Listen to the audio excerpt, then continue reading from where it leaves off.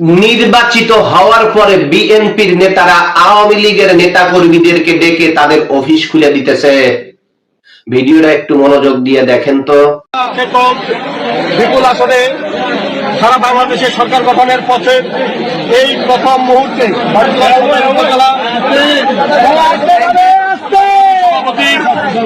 চাকলাট ইউনিয়নের সাবেক চেয়ারম্যান জননেতা জনাব আবু দাউদ প্রধান, তিনি প্রথমেই যে কাজটি করেছেন বাংলাদেশ আওয়ামী লীগের প্রতি তথা আওয়ামী লীগের তৃণমূল পর্যায়ে নেতা কর্মীদের প্রাণের যে সংগঠন আমাদের চাকলাট ইউনিয়ন আওয়ামী লীগকে তিনি আজকে তালামুক্ত অবমুক্ত করেছেন।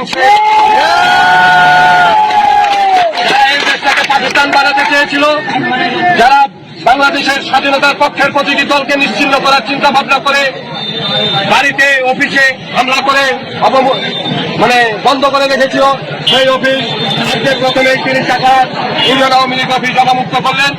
চাকলাট ইউনিয়ন আওয়ামী লীগ সহ সকল অঙ্গ সহযোগী সংগঠনের পক্ষ থেকে দিনের কাছে আমরা কৃতজ্ঞতা প্রকাশ করছি।